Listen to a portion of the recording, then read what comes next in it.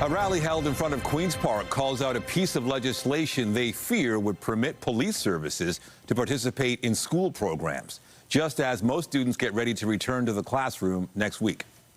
Good afternoon. We begin at Queen's Park, where a group is sounding the alarm against Bill 33, which opponents say is a power grab over school boards. Among their concerns, the group is urging police be kept out of schools. CTV's Beth McDonnell is live at the legislature with more. Beth. Michelle and Nathan, a group of educators, students, and NDP MPPs have gathered outside here at Queen's Park to oppose Education Bill 33, calling it a power grab over school boards. There's several parts of the legislation they take issue with. The main issue they have with this bill is it legislates making it easier for the government to effectively take control of school boards. Depending on certain situations, it would allow the minister to give directions to boards on what the government calls matters of public interest, and give the minister power to establish policies and guidelines around school board expenses. They also have a problem with a section of the bill that would create a requirement for boards to work with local police services to provide them with access to school premises, allow officers to take part in school programs, and bring in school resource programs. We are here to send a clear message to Ford government and Education Minister Paul Calandra, and unequivocally, collectively say no to Bill 33, no to power grabs, no to take over school boards, no to the elimination of school boards, no to policing in schools, yes to properly funded, supported, resourced public education. The government says the group says the government is actually trying to manufacture a crisis in which requiring them to intervene in the school boards. I have reached out to the education minister's office for comment on the complaints from this rally. Reporting live, I'm Beth McDonnell. Michelle and Nathan, back to you. Thank you, Beth. Premier Ford, meanwhile, has announced the first steps towards construction of Highway 413. Construction alone will keep 6,000 workers on the job and will add $1 billion to Ontario's GDP every single year. It will shorten travel times by up to 30 minutes per trip, helping people and goods get where they need to go faster. Highway 413 will protect our workers and will help us stand up to President Trump. It will deliver on our plan to build a stronger, more prosperous Ontario for decades to come. Highway 413 will run between York, Peel, and Halton regions. Construction will start with the resurfacing of Highway 10 to prepare for a new bridge over the future route. Crews will also begin upgrades at Highway 401 and 407 interchange, where Highway 14 will end on its western side. With every project that we have, we'll continue to get the procurements out. We'll continue to work with those in the industry to accelerate it, get it done as quickly as possible. But with every one of our projects, this is the first start of our early works, and we have every intention of using every resource possible to get it done as quickly as possible, as fast as possible, and get as many shovels in the ground as we can across the entire 52-kilometer stretch of this highway. Now, not everyone's on board with the highway. Opposition leaders have disputed the Ford government's claims when it comes to the potential time savings commuters will actually see. And they say Ford is only interested in boosting the value of the land along the 413 for developers. Environmental advocates have said construction will impact waterways and dozens of species at risk, like birds and other animals. Sticking with congestion, a new poll shows parents in the province are worried about traffic in school zones as the kids get ready to head back to class in less than a week. The CAA survey found a majority of parents reported congestion during both drop-off and pickup times. CTV's John Musselman is live with more details about this survey. John. Hi, Nathan. I'm outside a school in the West End. Quiet here, of course, but it'll be a very busy situation here next week when the kids return to school.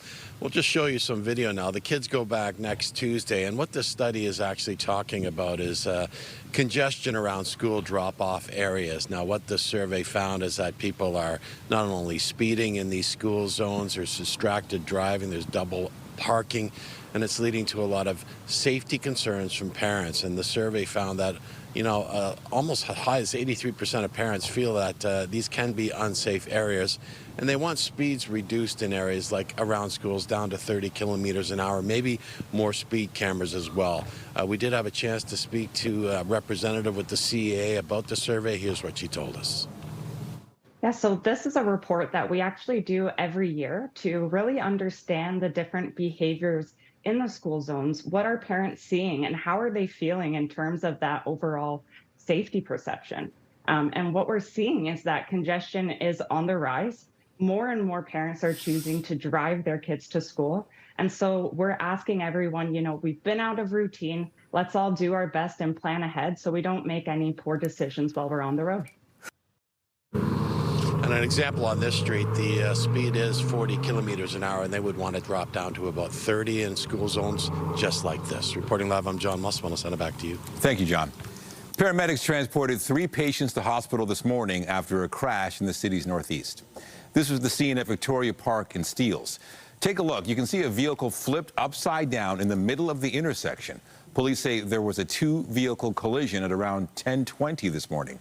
EMS say the 3 people who were hurt suffered only minor injuries. Police say traffic lights were out in the intersection and say it's a good idea to look for alternate routes to avoid delays in the area.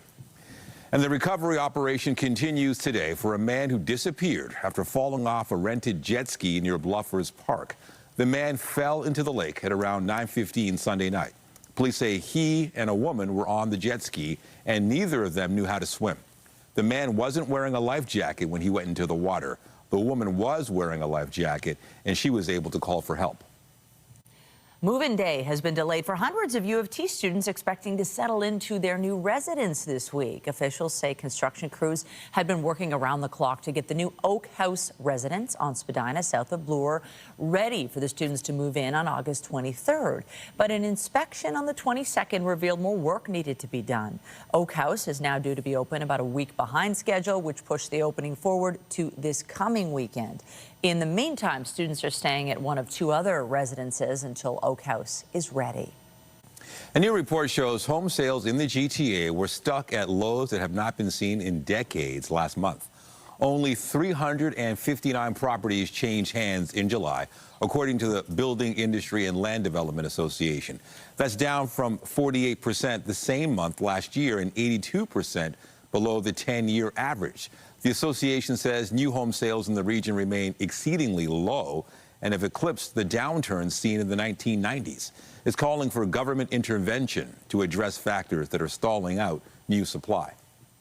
Time now for a live look at the city this afternoon. And while there are some clouds, you can see some blue sky. We've had sun to start the day. The temperature warmer than it's been, still a bit fresh for this time of year, but I think this is one of the winning days of the week. Lindsay Morrison is here with all the specifics. Lindsay. Yeah, I think you're right, Michelle. This is a day to get outside and enjoy because we're getting a break from the unsettled weather. In fact, all is clear on the satellite and radar, but you can already see tomorrow's rain in the top corner there. This morning, it was a little bit chilly. In fact, some communities were not only in the single digits, but the low single digits. 3 degrees this morning in Timmins and 4 in Muskoka. We've got northwesterly winds. They're not overly strong right now. They are going to strengthen into the day tomorrow. Here's where we stand currently. 20 degrees in Toronto as well as Hamilton, 21 in Niagara Falls. Nice rebound across central Ontario. Temperatures in the mid or upper teens in most cases. This is, again, a good day to get outside, enjoy the conditions. We are near normal at 23 degrees for a forecast daytime high. That blue sky we'll see an increase in cloud cover as the day goes on, but overall, it is a good one. We're going to take you through a bit of a soggy forecast for tomorrow, but things are looking good for the long weekend. All those details are ahead. Nathan, over to you. Thank you, Lindsay. Air Canada flight attendants will begin voting on a new tentative deal today. More than 10,000 workers are eligible to vote from 3 p.m. today until 3 p.m. on September 6th. The proposed deal includes a pay bump and addresses the issue of unpaid work while airplanes are not in the air. The airline and their union agreed to the tentative deal last week, ending a 3-day strike that caused chaos for Canadian and international customers during the busy summer travel season. And a class action lawsuit has been filed against Air Transat following the Air Canada flight attendant strike. The passengers involved in the lawsuit believe Air Transat took advantage of the strike to inflate its prices. The plaintiff says she and her husband were supposed to fly back from Barcelona, but their Air Canada flight was canceled. They claim they spent more than $5,000 on 2 one-way tickets with Air Transat to return to Montreal. Air Transat says it's aware of the lawsuit, but declined to comment. As cold weather pushes in the months ahead and the relationship with the U.S. still rather frosty, it appears many Canadian snowbirds may not be in a hurry to head south this year. A new Royal LePage survey finds 54% of Canadians who own a home in the U.S. are considering selling it within the next year. More than 60% of them say it's because of the political climate. 32% say they'll buy Canadian instead and reinvest the proceeds of the sale into the domestic real estate market. It's not the welcome. Americans themselves are lovely people and a lot like Canadians, and in the communities these people live, there isn't the issue. It's the broader issues with the U.S. federal government, the militarization of their cities. You know, one respondent said it felt more like Beirut than an American city with National Guardsmen and automatic rifles slung around their neck, walking down city streets. Canadians made 6.1 million trips to the U.S. in the first quarter of 2025. That's down 10.8% compared to the same period last year. There's been a shooting at a church in Minnesota. 2 young children were killed during the attack at a mass this morning in Minneapolis. It was being attended by students at a Catholic school. 17 others were injured. 2 are in critical condition. The gunman opened fire through the windows. He later took his own life. Police have no indication yet of any type of motive. Well, the Prime Minister is headed back to Ottawa today following his trip to Europe. Mark Carney left Latvia this morning after a visit to a military base. He met some of the troops who are part of Canada's largest overseas deployment. We're the lead nation for Operation Reassurance, intended to deter against Russian aggression in Europe's eastern flank. CTV's Abigail Beeman has more. Prime Minister Mark Carney toured Camp Adolescent here in Latvia, where about 2,000 Canadian troops make up part of Operation Reassurance, Canada's biggest military deployment overseas and our largest contribution to NATO. Because if we're going to deter Russian aggression in Latvia and the Baltics across Europe, if we're going to secure a lasting and more durable peace and security, if we're going to defend and advance our values of freedom, of democracy and peace, Canada must do so from a position of strength. Canada leads the NATO mission of 14 nations here. The Prime Minister just announced a 3-year extension, saying with the Russia-Ukraine war, the need has only intensified. Russia's border is about 200 kilometers from here. Mark Carney talked to dozens of Canadian troops to learn about what they do, and he also heard what they need. There's a call for more drones here, as well as issues with spare parts for tanks that were built in the 80s and 90s. Carney has committed to a massive defense spending boost, reaching our 2% of GDP spending target this year and 5% by 2030. But the details about getting there are not yet clear ahead of a federal budget expected in October. The Prime Minister wrapped up his European trip here in Latvia before flying back to Ottawa. Abigail Beeman, CTV News, Camp Adolescent, Latvia. 2 Canadian cabinet ministers are in Washington today for a meeting on border security. Justice Minister Sean Fraser, Public Safety Minister Gary Ananda-Sangari, and Canada's fentanyl czar Kevin Brousseau will have talks with the U.S. Attorney General Pam Bondi. Yesterday, Canada-U.S. Trade Minister Dominic LeBlanc was in Washington for what he called constructive talks with U.S. Commerce Secretary Howard Lutnick. The visit follows the Prime Minister's announcement Canada will drop some counter tariffs on U.S. goods. That had been a significant point of contention for the Americans. The Canadian Red Cross is putting the final touches on a restoration project in Ukraine's capital. Workers have been painting the trim of the Akhmat Children's Cardiac Hospital in Kyiv. It was heavily damaged by a Russian rocket attack last year. 4 people were killed, a dozen others injured. The rocket fell onto a smaller building some 100 meters away from the cardiac center. The hospital has been closed since the attack in July of 2024, and the Red Cross has raised $500,000 so far, helping pay for the $1.4 million restoration. SpaceX's Starship, the world's most powerful and largest rocket, finally achieved a successful splashdown after months of failures. There's a buoy. There's a splashdown. The first version of Starship resulted in 5 successful launches that all ended in explosions. The rocket reached a maximum height of almost 200 kilometers above Earth. Starship is designed to send humans to the moon for its Artemis program in 2027. Elon Musk wants the rocket to be ready for human travel by the beginning of next year and be sent without crews to Mars in about a year. Here at home, teens are lacing up their cleats, taking part in a premier youth soccer competition happening in Vaughan. This event showcases the highest level of youth soccer in the country. And CTV's Jessica Smith is live with more. Jess, great day to be on the field. It is. It's a beautiful day for the beautiful game, and we're watching soccer continue to grow in our country, and programs like this really do help develop that. I'm going to bring in Johnny Misley. You are the CEO of Ontario Soccer, and we were just talking off camera how much you've seen the sport grow since you were a kid, how much I've seen the sport grow since I was a kid. Why are programs like this so crucial to continue to foster that love of soccer and just that level of competition? Well, today is where we are right now in this country as a sport. We're in a great place, and it's because of programs behind me here today. We're featuring some of the top clubs at the youth level, both boys and girls soccer, is where we're propelling the sport to feed our national teams, and now our 2 domestic pro leagues, the CPL and the NSL. And we have opportunities now for kids to stay locally and play and also have dreams and aspirations, let alone going out overseas as well. And it's because of that next year with the World Cup coming here, we've hosted the Women's World Cup in 2015, and now we have the Men's World Cup that's coming, and here in Toronto and Vancouver.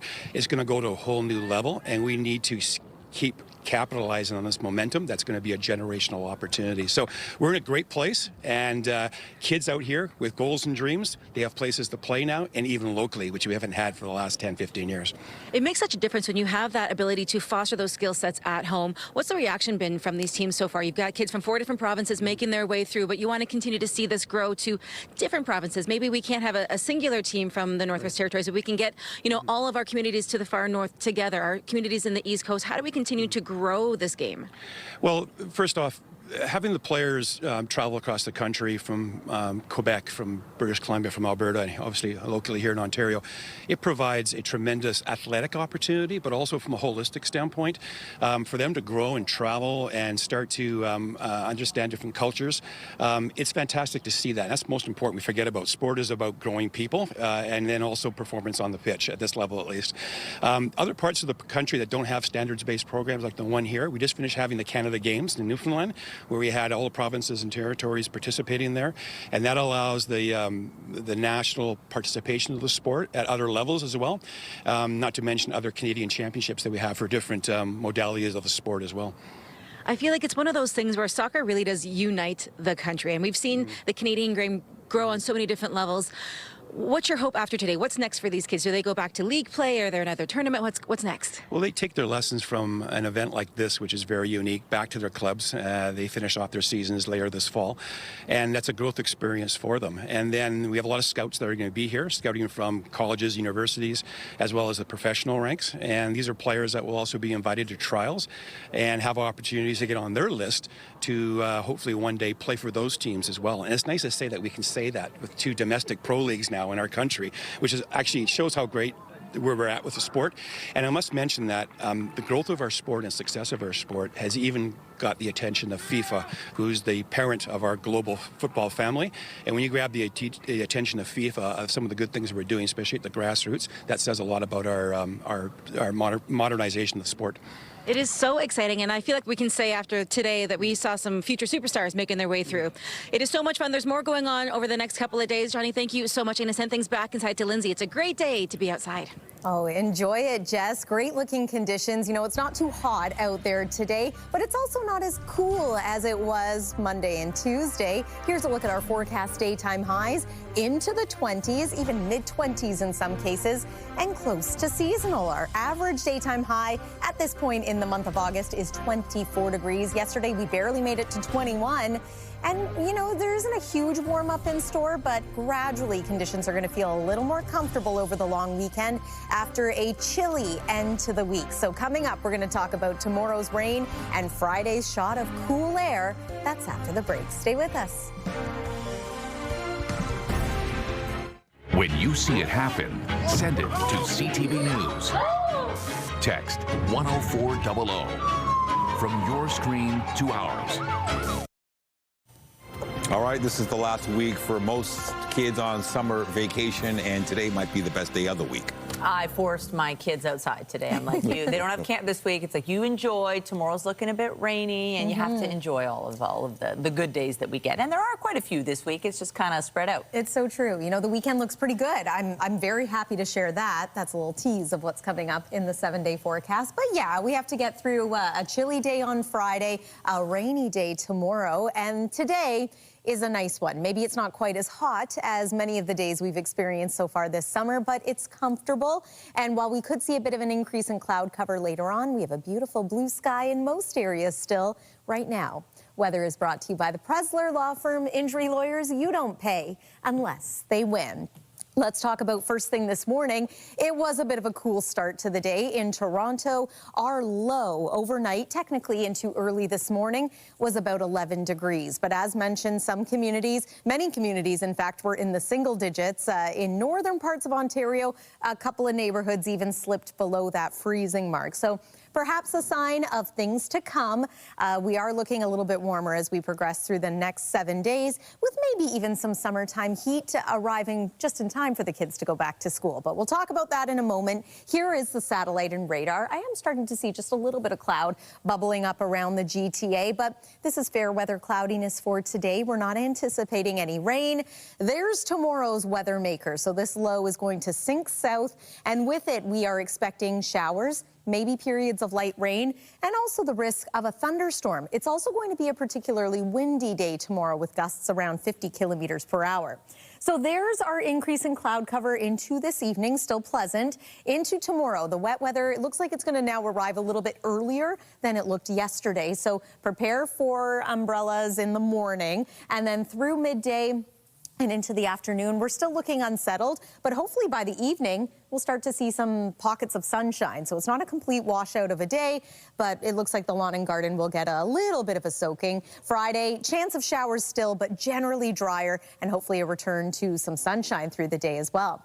Anywhere from 5 to 10 millimeters of rain is what we are expecting. Let's talk temperatures. It is 20 degrees at this hour. Into the evening, yeah, we're holding steady in the upper teens. I do want to point out the fact that our sunset time tonight is 8:01 p.m. and then tomorrow it's going to be 7:59. So our last 8 p.m. sunset of the summer. 13 is what we're forecasting overnight tonight, so not quite as cool as the last couple of nights.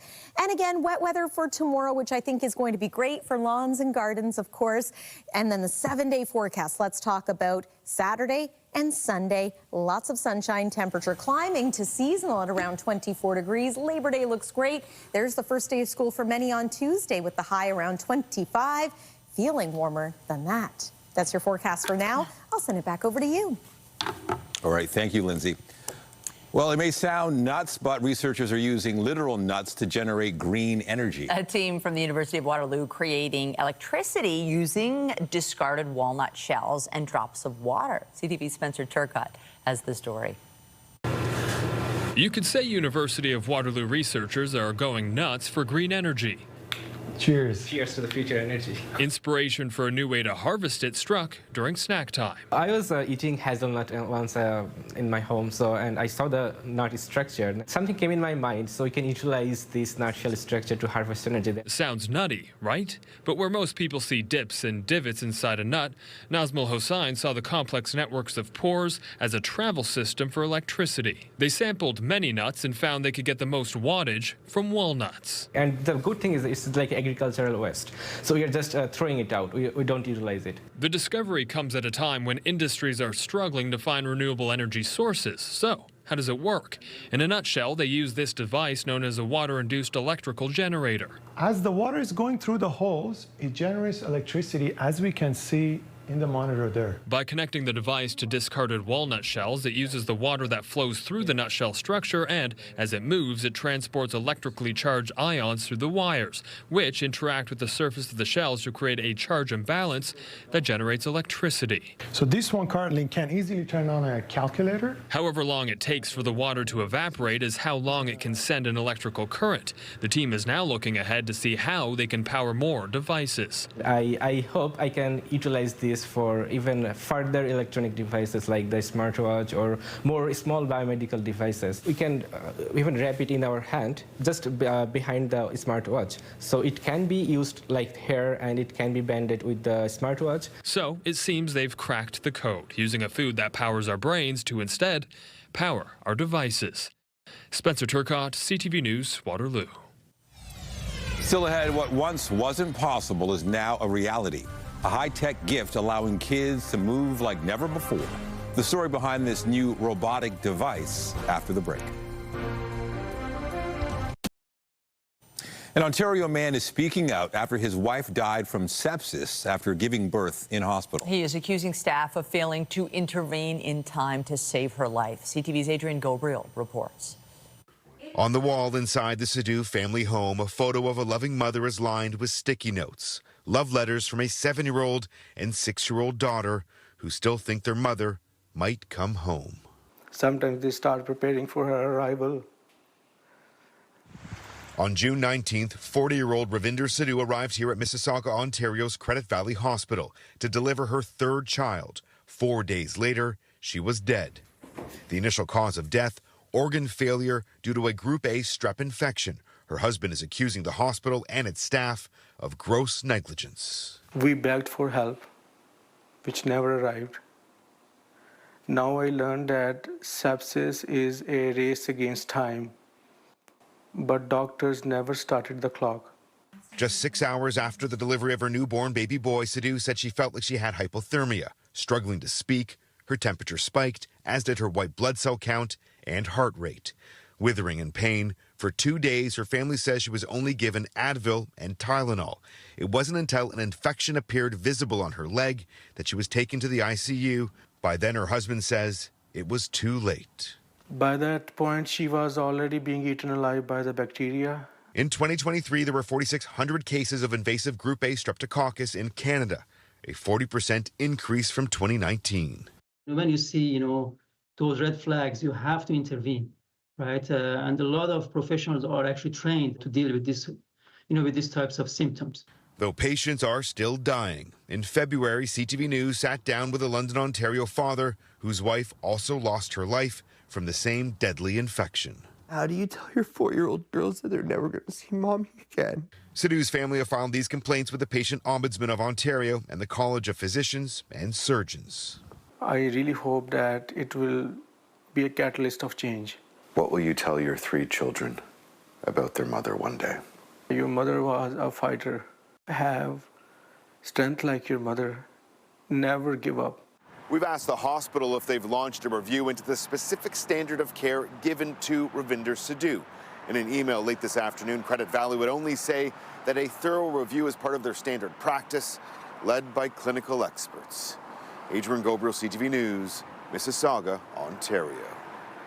Health officials in London have redeclared a Legionnaires disease outbreak and say another person has died. The regional health unit declared the outbreak over at the beginning of the month. At the time, officials had identified 70 cases and 3 deaths related to the outbreak. They now say the likely source of the outbreak is Sofina Foods. The health unit says cooling towers at 9 separate locations in London tested positive for live Legionella bacteria. The death toll now sits at 4, with 94 serious pneumonia cases reported and 86 hospitalizations. Now to life-changing technology, giving a gift of mobility to children living with physical disabilities. Robotic devices giving kids the chance to walk, some for the very first time. CTV's health reporter Pauline Chan has the story. First steps in the brand new Trexo device at Toronto Kids Physio for 7-year-old Charlize. The $100,000 mobility device, a gift from Brars Foods. Manmeet Magoo says he and a partner started Trexo after seeing his nephew struggle with cerebral palsy. And the thought of my nephew never taking his first steps inspired us to find a solution. Our product is strictly designed for children, children with any sort of lower body impairment. Cerebral palsy is the most common physical disability among children. It affects over 500,000 children in North America. And there's many other conditions as well, like traumatic brain injuries. This is the first of 2 Trexo devices being donated by Brar. You know, you want to do business where you're also contributing to the community. And we just realized that both the companies have very common values. And while this was Charlize's first time trying the Trexo, 4-year-old Ethan has been using it for about a year. Ethan was born with Nemelin myopathy, which is a ultra-rare genetic disorder that affects all the muscles in his body.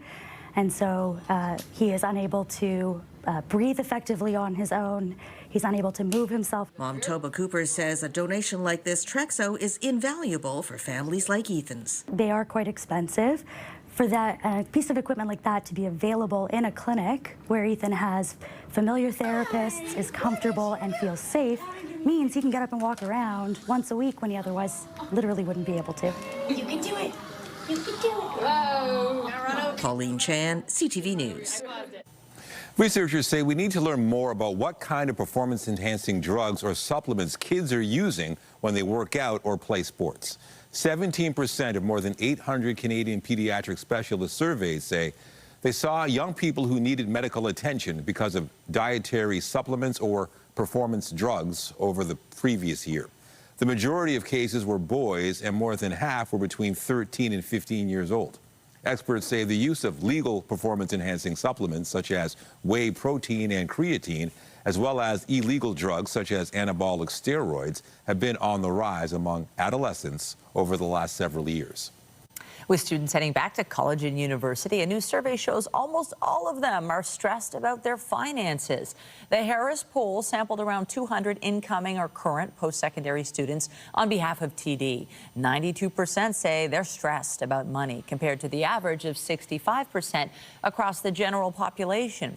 At the same time, around 1 in 3 said their biggest money stressor comes from social spending, like dining out, concerts, and travel. Only 10% of all Canadians felt the same way. Other top concerns among students were the costs of tuition, housing, and groceries.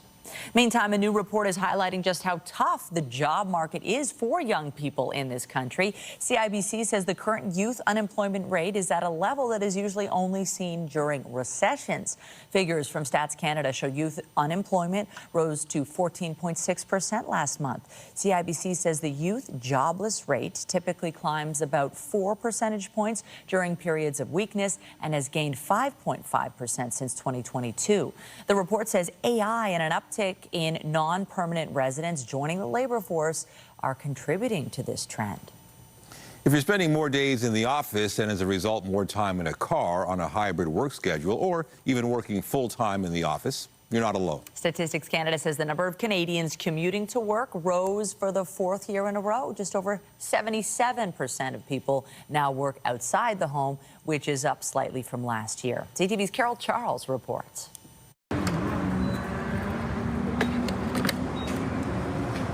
Mitzi Williams is making a quick stop at the gas station on her way to work. She has been working hybrid since COVID, but does go into the office twice a week. Well, it is an hour drive, so about $20 to $30 I fill up every morning.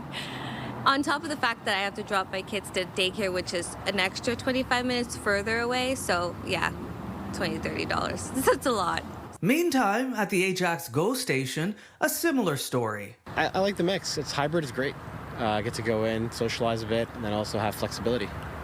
A recent report from Stats Canada says hybrid workers are increasingly spending more time in the workplace than at home. Some commuters tell us this can be a real challenge. Oh, it's very difficult to manage because kids are also at home at this time, so it's difficult to manage them also, and the office, it's difficult, yeah. Meantime, Premier Ford is also calling on all companies in Ontario to bring workers back into the office 5 days a week. It's time to bring people back to work, that they can be mentored, they can collaborate. It's a lot easier looking at someone in the eye. Despite the cost to commute, Mitzi does prefer to go into the office. I do feel like information is a bit more accessible at the office, so I like how much faster I can get the answers I need versus at home. I may have to call into the work or wait for an email response back for some things. The Stats Canada report comes after some private sector companies, including banks, are requiring a return to the office full-time, with employees going in person 5 days a week by January 2026. Carol Charles, CTV News. Get Toronto's top stories, breaking news alerts, and watch live. Download the CTV News app. Many have noted Taylor Swift is entering her engagement era. The pop superstar announcing yesterday she and her boyfriend, NFL All-Star Travis Kelce, are getting married. CTV's Andrea Kay spoke to fans and has more details on Swift's very own love story. Travis Kelce proposed and Taylor Swift said yes. And fans in Toronto couldn't be happier. Yes! Oh, they're engaged. Wait, actually? Oh my gosh. Have a good life with her husband. Some good advice. What advice would you give him with her? Be nice. One of the world's most famous couples announced their engagement on Instagram with the caption, "Your English teacher and your gym teacher are getting married." The ring, an old mine brilliant cut diamond from Kindred Lubeck. As for the dress she wore, by Ralph Lauren, already sold out. It was a 3-time Super Bowl winner, Travis Kelce, who pursued Swift more than 2 years ago. So I was a little butthurt I didn't get to hand her one of the bracelets I made for her, one with my number on it. Eventually they met, Swift admitting she didn't know much about football. I didn't know what a first down was. I am forever thankful for you diving into the football world. And she certainly did, creating a stir just entering the football stadium, and NFL cameras constantly covering her every move in the Kelce family private box. The latest status is I got to see her last week. That's the latest status right there. I'm going to keep my personal relationship personal. She attended his games, and he followed her on the Eras Tour, attending 14 concerts, even making an appearance in one of her London shows. What I saw on that tour last year was pretty remarkable. It was something I could admire watching and take a lot of notes from. Even President Donald Trump, when asked, had something to say on the news of the engagement. Well, I wish him a lot of luck. No, I think he's a great player. I think he's a great guy, and I think that she's a terrific person, so I wish them a lot of luck. He hasn't always been so gracious about the pop star, posting, "I hate Taylor Swift," after she endorsed Kamala Harris for president. As for when the wedding will be, we need to calm down. In a previous New Heights podcast, Kelce had said that all of his friends get married in the summer, and he would not want to get married during the football season. So we'll have to wait and see. Andrea Case, CTV News. Well, there's some big news for fans of Netflix's latest hit as it becomes the most watched movie in the streaming service's history. The world will know you as pop stars. But you will be much more than that. K-pop Demon Hunters tells the story of a girl group who lead double lives as demon hunters. It's received an enthusiastic response on the music charts as well and claimed #1 at the box office last weekend. Deadline now reports talks are underway for a sequel, although Netflix declined to comment. A Toronto filmmaker's movie has been chosen as Canada's submission at the next Academy Awards for Best International Feature.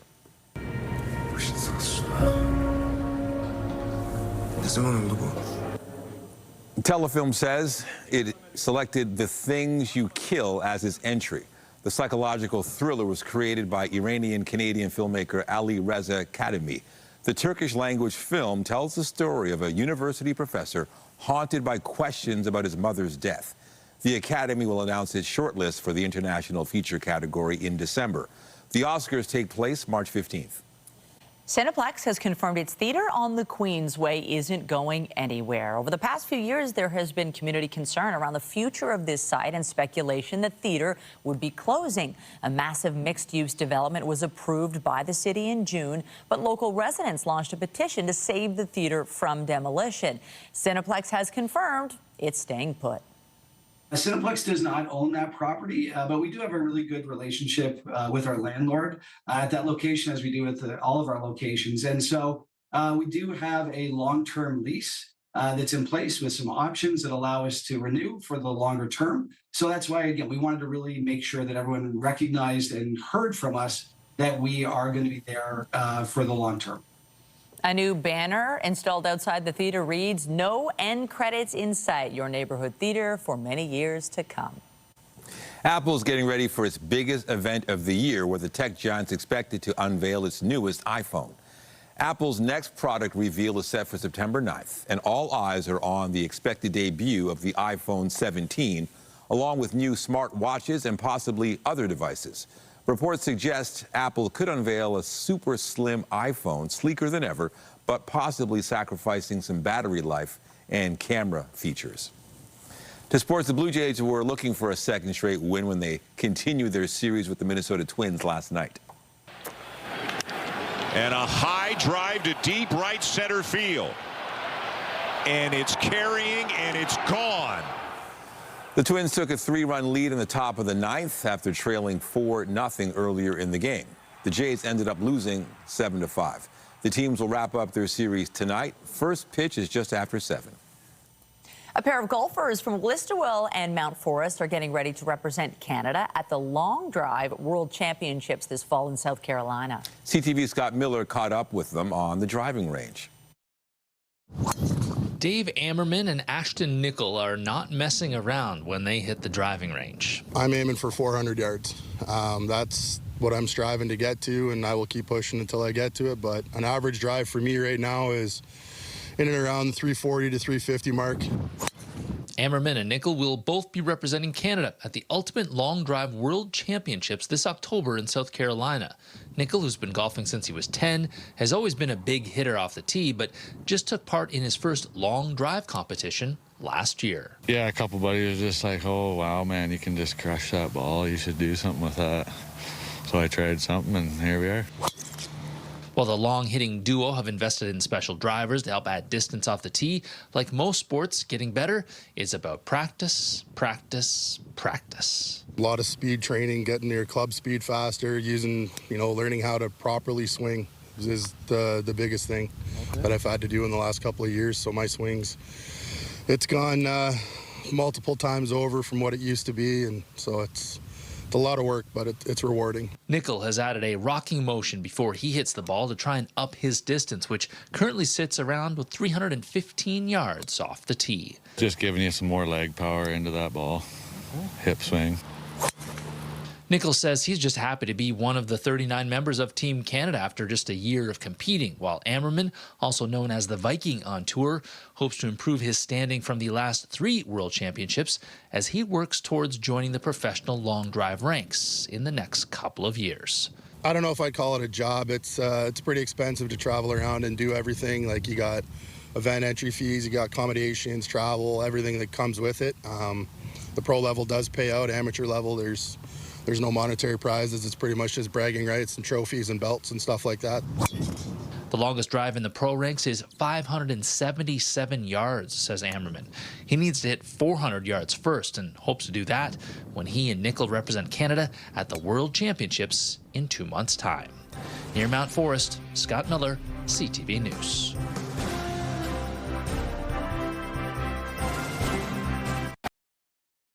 The Toronto Zoo has chosen names for what it's calling its Mooist residents. Oh, I like that. The zoo welcomed 2 Highland cows earlier this month to join its outreach and discovery team. And officials say they've already captured the hearts of visitors, staff, and volunteers. And now that they have settled in, the Highland cows have officially been named. And how apropos, given the Blue Jay season. Their names are Blue and Jay. The bovine brothers are 9 months old. Highland cows were originally bred in Scotland and are one of the oldest cattle breeds in the world. They're known for those long horns, the shaggy coats, and gentle nature. I don't know. When we were thinking about names and what to call them, we were thinking about amazing community organizations that share our values of serving community, of caring. And we couldn't think of a better example than our own Toronto Blue Jays and the Jays Care Foundation organization we work closely with, hosting kids from all walks of life to make sure everybody has a zoo experience, to be a zoo for all. And these animal ambassadors will serve that purpose, connecting kids from all walks of life. Nice seeing the CEO there with a Jays hat. Visitors can visit Blue and Jay near the zoo's Eurasia Wild Station. I like the names. I know, Good right? sign. What do you think? Solid. Hey, Blue. Hey, Jay. It works. And together, it's cute. I think it's a good omen for October. I'm just saying. We're going to have to check in with Blue and Jay as the playoffs inch closer. Today, though, we can check in with the fact that we have a blue sky out there. A little bit of clouds starting to increase. And tonight, well, we're going to see, once again, an overnight low in the low teens, but not in the single digits, at least not in Toronto. So there's that. Tomorrow, bit of a different day expected. We have showers in the forecast. Maybe a thunderstorm as well. Here's how that looks to play out once again. Beyond that, just want to give you an early look ahead to the long weekend and a reminder, the air show is happening. Right now, the weather looks pretty great. Nathan and Michelle. Thank you, Lindsay. And that is CTV News at noon. Remember, you can get Toronto's breaking news all day long on CP24 and at ctvnewstoronto.ca. For Lindsay Morrison and all of us here, have a pleasant afternoon. I'm Michelle Dubé. And I'm Nathan Downer. Be sure to join us later for CTV News at 5 and 6. Have a great day.